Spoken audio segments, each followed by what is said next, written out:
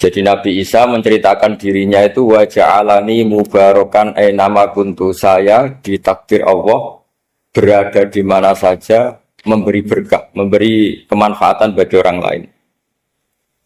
Ada beberapa cerita tentang Nabi Isa. Jadi perlu diketahui ada 3 nabi yang seperiode. Satu Ibrahim dan Nabi Lut. Ibrahim itu sama Nabi Lut itu pernah paman. Kedua Nabi Musa dan Harun. Sebetulnya yang jadi nabi itu Nabi Musa, tapi Nabi Musa karena alsak, lisannya tidak jelas, minta Nabi Harun, ya tentu minta kepada Allah supaya Nabi Harun jadikan nabi. Terus ketiga Nabi Isa dan Yahya. Yahya bin Zakaria, terus Isa ini pernah keponakan Zakaria. Kira-kira kalau di Jawa ya misanan antara Yahya dan siapa? Isa. Jadi ada 3 nabi yang seperiode. Tapi yang paling berkompeten, yang sederajat kira-kira seperti itu hanya Isa dan Yahya. Karena Nabi Lut dan Nabi Ibrahim itu beda level. Karena Lut ini pernah keponakan, jadi hubungannya kira-kira yang murid dan guru. Terus Musa dan Harun itu juga nggak level, karena Nabi Harun ini jadinya Nabi itu atas permohonan Nabi Musa. Sehingga meskipun Harun itu kakaknya, tapi nggak berani bantah. Jadi Nabi Musa itu dalam cerita, beliau itu alsak. Alsak itu lesannya agak kedal. Tapi ini alsak yang barokah. Jadi dulu ceritanya Musa kecil, karena dia seorang Nabi, beliau seorang Nabi. Itu kalau melihat Fir'aun itu mantelnya bukan main. Padahal kecilnya dirawat Fir'aun. Sehingga cerita mulai kecil sudah usil. Kalau melihat Fir'aun itu ya jenggotnya dipakai mainan. Pokoknya nakal. Lama-lama Fir'aun curiga, dasar orang Israel. Nabi Musa ini turunan Israel. Lama-lama Fir'aun itu yakin kalau itu sengaja. Akhirnya Fir'aun mau membunuh Musa. Terus kata istrinya Fir'aun, Musa itu masih anak kecil. Jadi seperti itu ya bawaan anak kecil, bukan bawaan kebencian terhadap orang Kipti, orang Mesir. Kalau dalam bahasa kitab kuno Mesir itu Egypt Al-Kipti, makanya disebut Maria Al-Kiptiyah. Kalau orang sekarang bilang Egypt itu bahasa kunonya Mesir itu Al-Kiptiyah. Nah, memang secara bahasa Arab Mesir itu nggak mungkin, bahasa Arabnya Mesir itu nggak mungkin karena Misro itu maknanya kota. Jadi kalau kamu bilang kamu kemana, ke Misro, ke kota, lah yo kota mana, yo kota Mesir, itu bisa debat kusir. Jadi ya kayak kita lah, kita sekolah di mana? Di madrasah. Madrasah terjemahnya apa? Sekolah.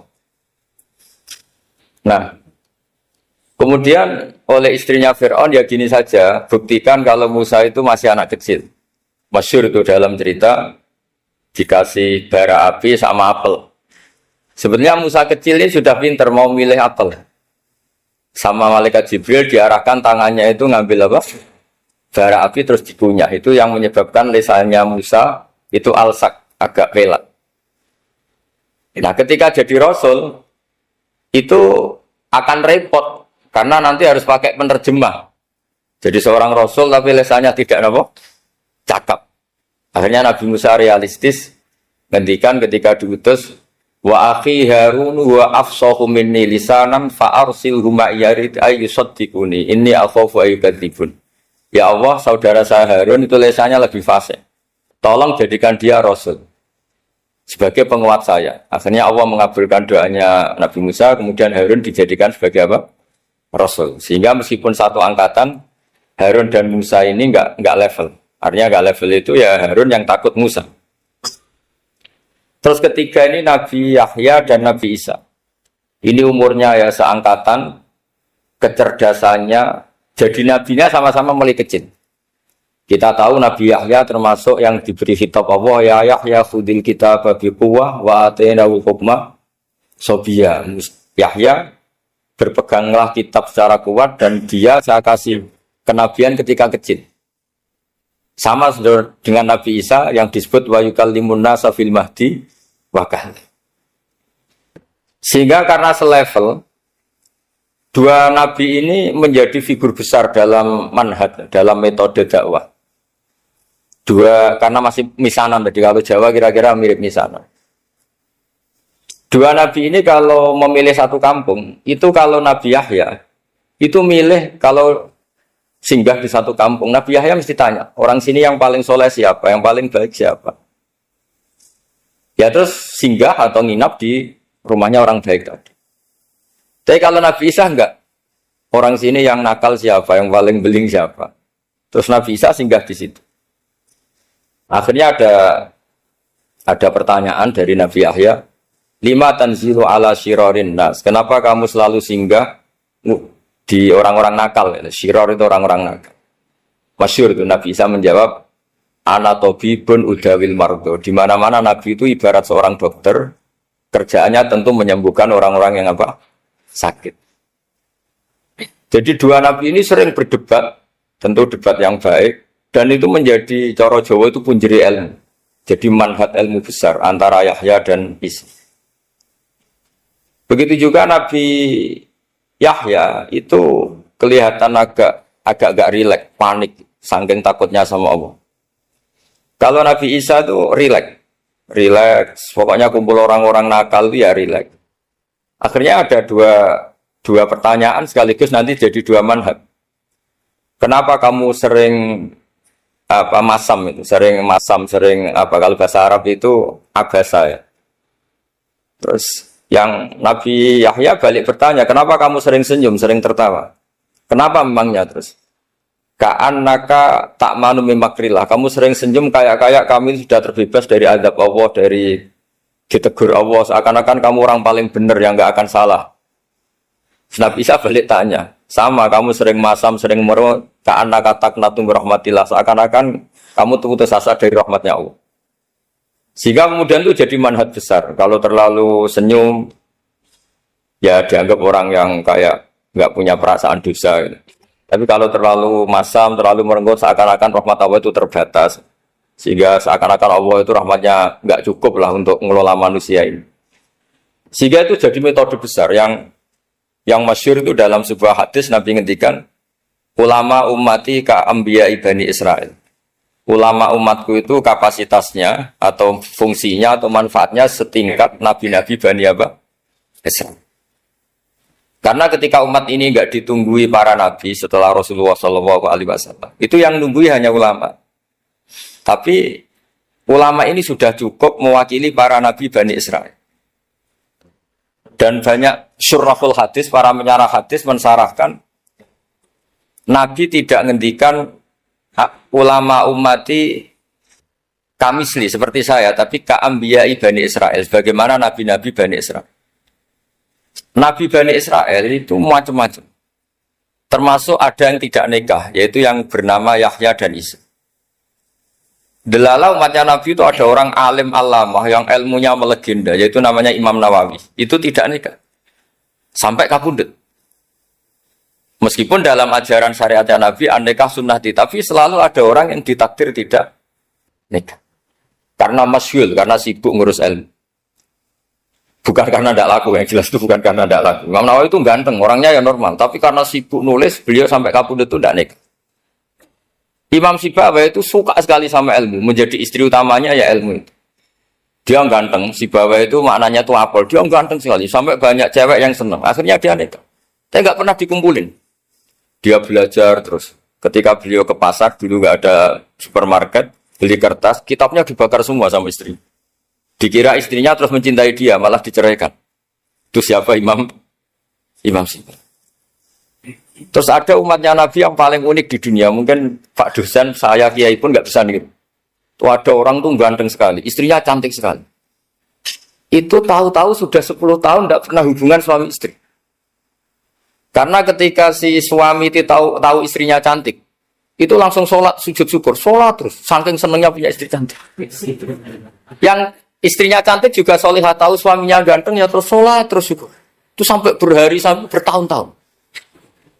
Terus ketika ketemu cocokan, dek kita sudah nikah berapa? Terus dilihat, hanya sudah 10 tahun, tapi tidak pernah hubungan.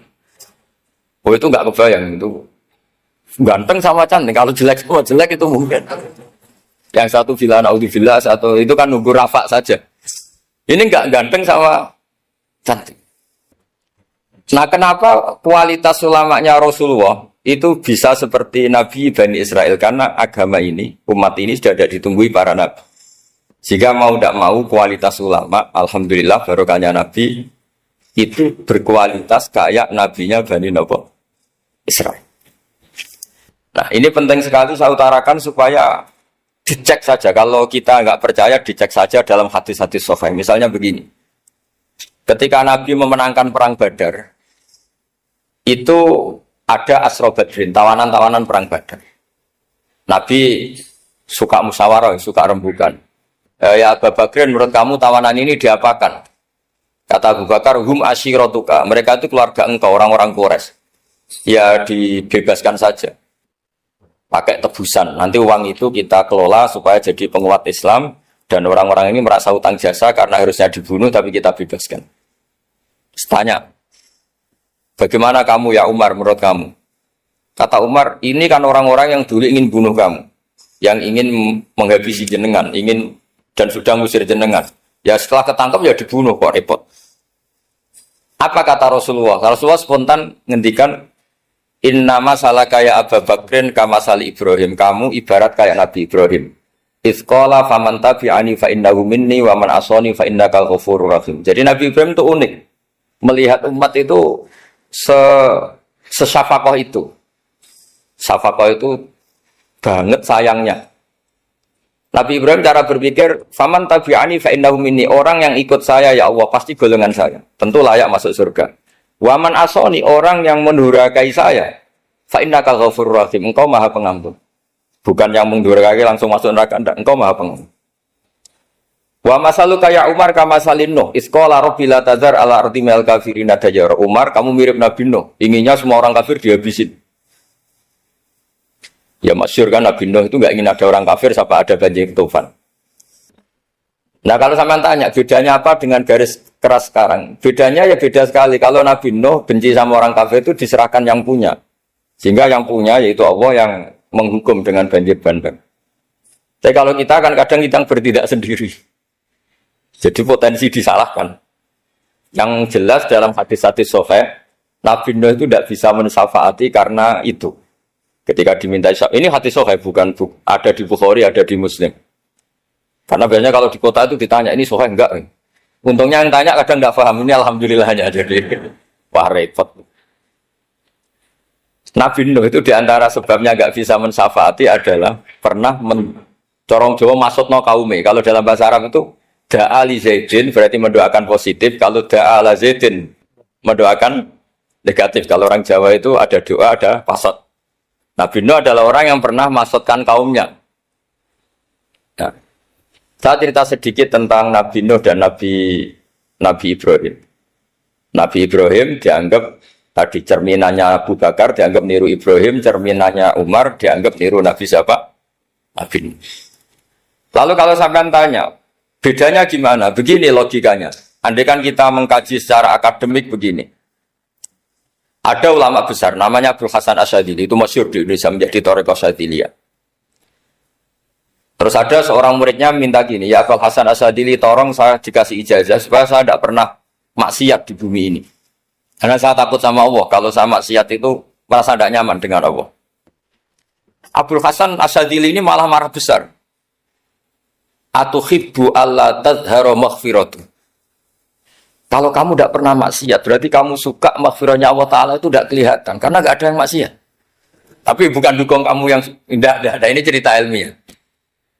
Tapi kalau Said Abdul Al-Haddad, itu kebalikannya.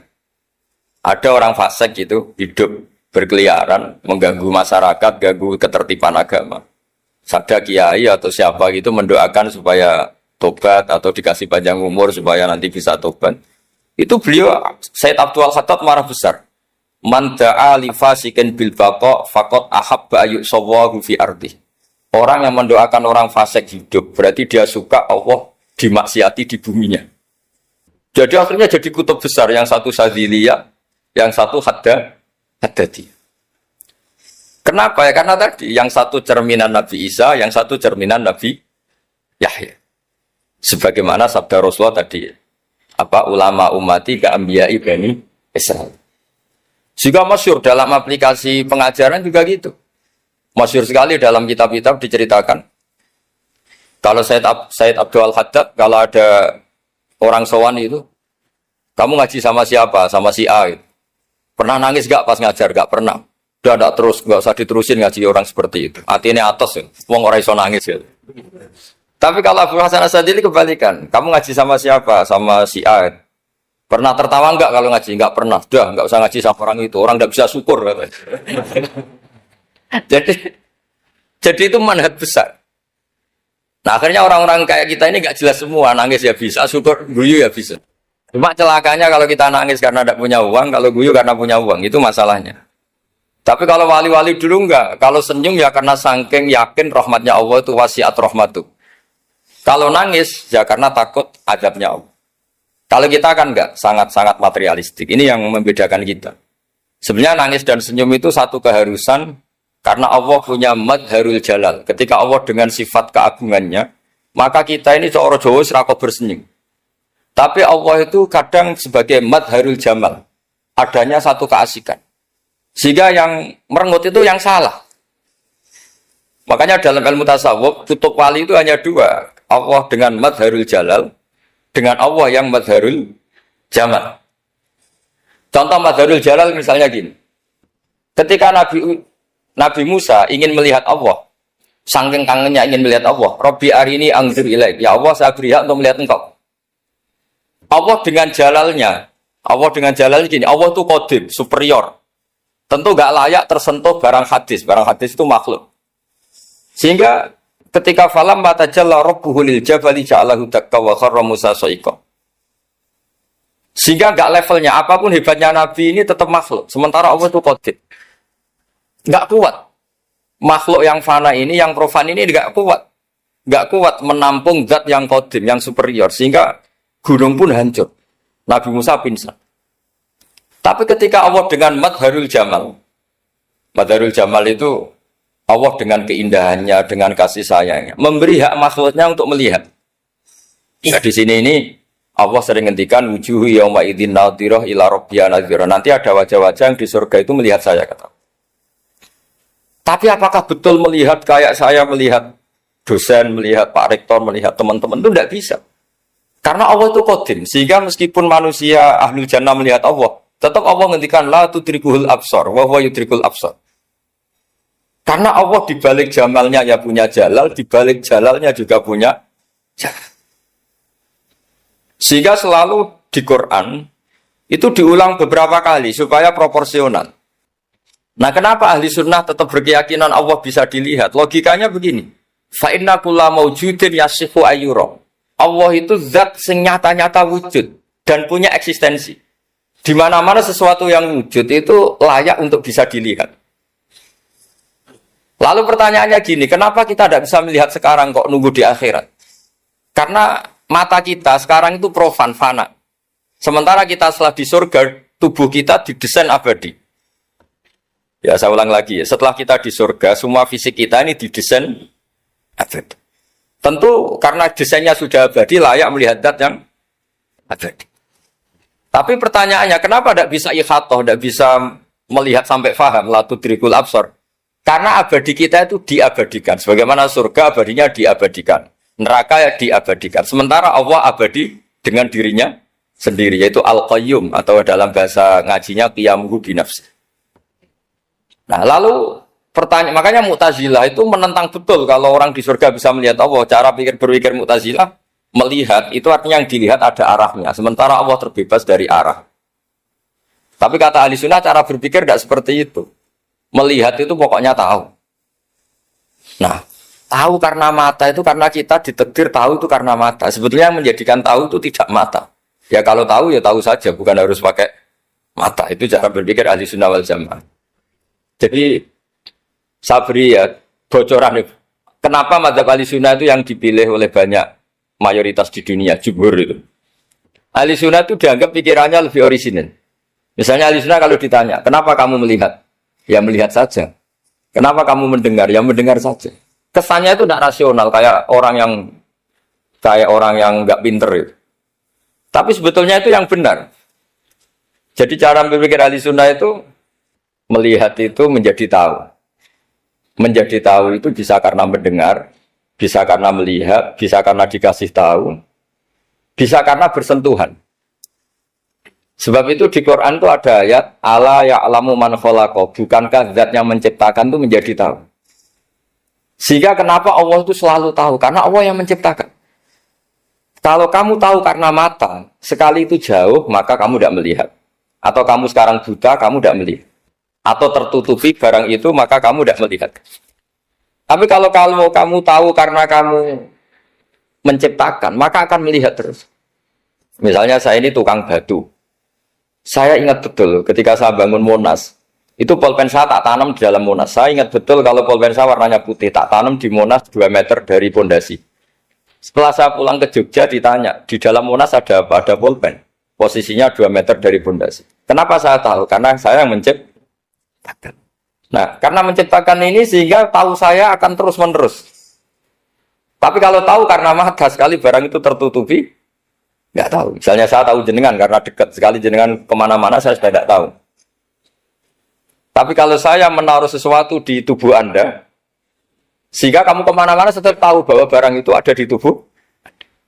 Nanti kalau ada yang protes, tapi bisa saja Gus barang itu dicuri orang kemudian Anda tidak tahu. Yang menjadi tidak tahu karena saya sudah tidak menciptakan suasana itu. Selagi saya yang menciptakan, maka akan tahu terus. Nah, tapi karena Allah ini menciptakan semua yang ada di bumi, maka Allah tahu terus. Jika Allah tahu cara bikin kuman, terus tahu bahwa manusia itu punya kuman, kumannya punya organ, organnya juga punya kuman. Mesti gak kebayang. Kamu bayangkan kayak, makanya Allah itu kalau cerita sederhana, innallaha la yastahi ayyadriba masalam ma ba'udatan fama fawqaha. Allah itu tidak malu bikin perumpamaan nyamuk, karena nyamuk itu lebih dahsyat timbang gajah. Para pematung itu disuruh bikin gajah masih mampu, bikinkan patung gajah, mungkin masih sanggup. Tapi kalau tak suruh bikin patung nyamuk, nggak usah bikin hidup, patungnya saja sekecil itu. Padahal nyamuk kecil itu punya organ tubuh. Lalu bikinnya organ tubuh nyamuk itu kayak apa? Organnya punya kuman, kumannya punya organ, organnya juga punya kuman. Sehingga orang-orang alim itu baca nyamuk itu lebih jadi ayat Allah ketimbang melihat dinosaurus. Tapi sekarang orang itu nggak tertarik ceritanya.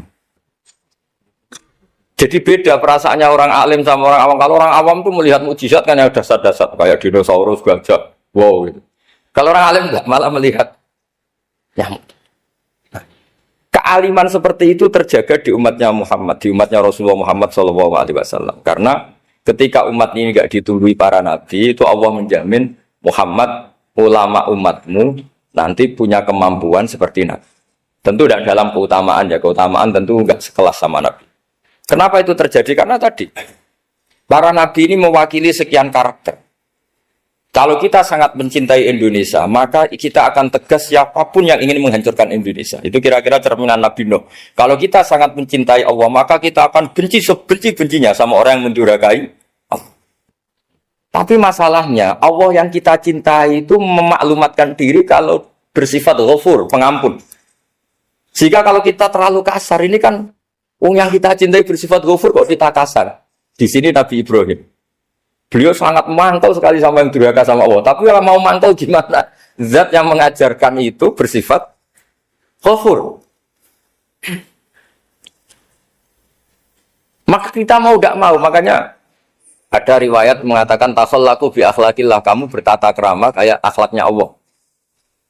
Akhirnya ya sudah, kita mau apa coba? Kira-kira kalau kamu mencintai seseorang, itu potensinya kan dua, protektif. Ada telepon, itu dari siapa? Cewek atau cowok? Protektif. Itu bukti cinta atau bukti suudon? Kan tidak tahu. Tapi misalnya kamu cinta perempuan terus, WA-an sama lelaki gak apa-apa, jalan sama lelaki gak apa-apa, sama masa lalunya pacarnya juga gak apa-apa. Itu cinta apa pembiaran? Kan sama-sama gak jelas. Nah kira-kira mencintai Allah itu kira-kira analoginya seperti itu. Kalau yang satu protektif, Allah harus zat satu-satunya yang disembah. Gak boleh didurhakai, gak boleh dikhianati kok. Sehingga ini sangat keras sekali. Nah ini Nabi Nuh. Di sini ada Nabi Ibrahim. Karena orang yang zat yang kita cintai bersifat ghafur. Jika kalau kita terlalu tegas beda dengan sifatnya Allah yang bersifat ghafur. Nah umatnya Nabi seperti itu mulai dulu. Ada yang moderat, ada yang keras, ada yang setengah keras, setengah moderat. Ada yang ngambil sikap, oh udah mangan turu, ngenteni mati. Nah, itu lebih baik itu timbang punya istihad tapi gak jelas, mendingan Itu ada riwayatnya, suatu saat ibadah akhir umatku terbaik adalah tidur. Maksudnya tidur itu gak ngambil sikap, masyhur itu. Saya beri riwayat yang ada di Bukhari Muslim. Satakunu fitanun, al-qa'id fiya khairun nal-qa'im, wal-qa'im fiya khairun nal-masi, wal-masi fiya khairun nas-sa'i.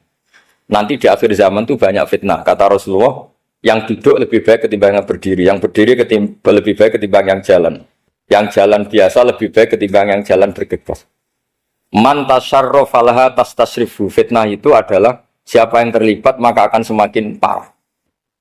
Sehingga semenjak itu ulama berpikir nanti di akhir zaman kalau ada fitnah, itu sebaiknya orang ngambil sikap sepasif-pasifnya, secuek-cueknya. Jadi semua syurahul hadis sepakat makna hadis ini apa? Orang disuruh sikap secuek-cuek. Misalnya pilihan presiden, contoh kecil pilihan presiden. Mungkin para intelektual nggak merasa, tapi kalau ulama itu cara berpikir beda. Pilihan presiden, kamu fanatik milih A, yang satu fanatik milih B. Ya presiden atau bupati atau gubernur. Terus yang satu bilang gini, wah kalau nggak di presideni A, nggak di bupati A, nggak di gubernur A, negara ini rusak. Mungkin betul dari segi jejak rekamnya A ini bagus. Tapi pertanyaannya secara tauhid, bagaimana Anda menggantungkan kesejahteraan sama makhluk? Kamu nggak pernah terusik begitu kan para intelektual? Itu kan melukai.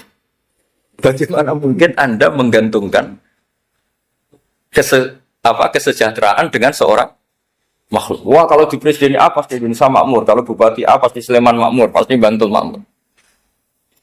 Nah, bagaimana mungkin makhluk yang sedang soleh kamu pastikan selalu soleh? Wong dia makhluk bisa berubah. Sementara yang B misalnya fasik, wah kalau dipimpin B pasti rusak negara. Bagaimana kamu pastikan B yang fasik selalu fasik? Biar aja dia husnul khotimah. Yang fasik pas mimpin jadi soleh, yang soleh pas mimpin jadi fasik. Akhirnya ulama karena tahu sifat manusia itu berubah dan kendali di tangan Allah. Sikapnya nggak jelas. Saya ini termasuk orang yang terkenal nggak jelas. Karena kalau ditanya, Gus sampai pilih presiden mana, bakti mana? Sanut pangeran sing dadi aku loyal. Wah, anut pangeran yo kacau. Wah, kowe kacau menan anut pangeran kan. Ini kan sudah tidak sambung karena pikirannya ulama.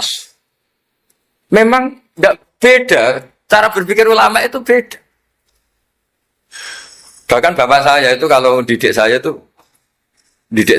begini. Kalau meseli saya atau ngirim saya dulu itu kan pakai mes.